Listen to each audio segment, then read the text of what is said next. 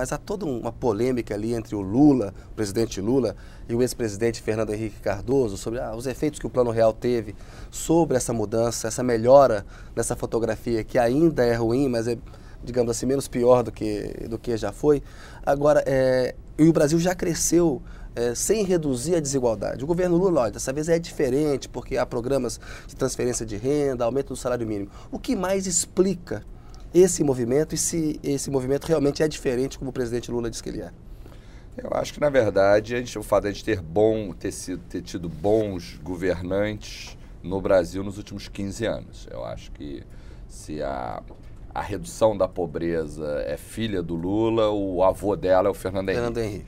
Acho que é uma combinação, quer dizer, o Fernando Henrique plantou muita coisa, o Lula colheu tanto as coisas que o Fernando Henrique plantou, quanto coisas importantes que ele plantou.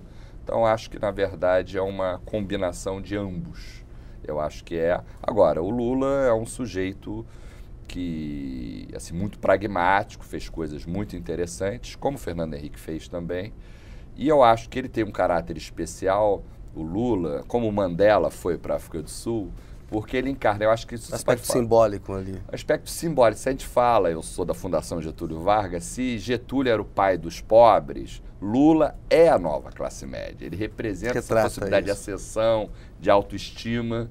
Então, acho que nesse sentido, o Fernando Henrique era chamado do príncipe, o Lula é o sapo que virou príncipe, como tem um livro do Marcum. Tem se destacado aí por fazer pesquisas inovadoras, muito interessante, sobre a nova classe média brasileira, mostrando esse movimento que está acontecendo no país. Como é essa nova classe média? Quantos milhões representam essa nova classe média? Explica pra gente, Marcelo Neri. É o pessoal que está, 50% da população está abaixo deles e 10% acima deles. Então, aqueles 40% que tem 40% da renda nacional tinha, agora tem mais do que isso, porque cresceu nos últimos anos.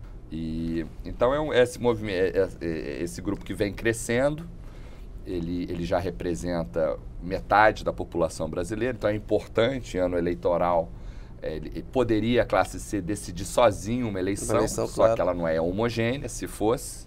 Também é a classe dominante em termos de poder de compra, já ultrapassou a classe AB, tem 47% do poder de compra do Brasil está concentrado nas mãos dessa classe C. Nosso mercado interno depende dela, está nas mãos dela. E então ela está ditando, seja na política, seja na economia, as tendências e tem esse valor de serem os emergentes. Os empresários se queixam muito de encargos sociais, de que vai chegar um ponto que não vai dar mais, que tem que ter uma mudança na legislação. O senhor defende isso ou não?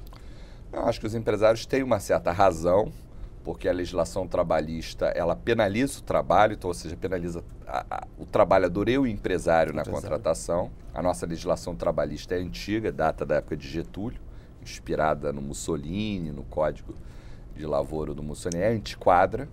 Agora, os empresários, como você disse, estão apostando no futuro, que com essa lei, e agora nesse ano, gerar entre 2 milhões e 2 milhões e meio de empregos formais, é um sinal de aposta no futuro, mas a pergunta que não quer calar é: imagina se a lei brasileira fosse melhor.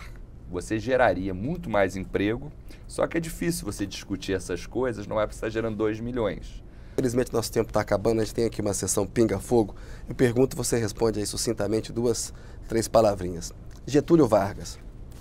É o nome da minha instituição, acho que é o pai dos pobres, a pessoa mais importante, o brasileiro mais marcante, com todos os seus defeitos e qualidades do século passado. Ditadura militar de 64.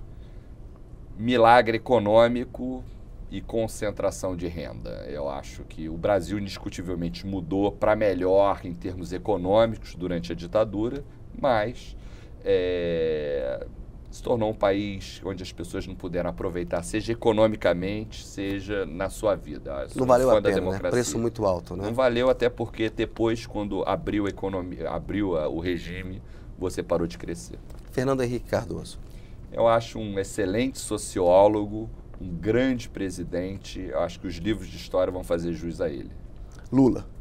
Eu acho um grande brasileiro. Acho que o Lula é como eu disse, eu acho que é o Nelson Mandela, o equivalente do Nelson Mandela na última década. É um sujeito com um coração gigantesco. Eu acho que ter Fernando Henrique e Lula na sequência, melhor do que se a sequência fosse invertida, eu acho que foi um privilégio que a gente teve a oportunidade de presenciar.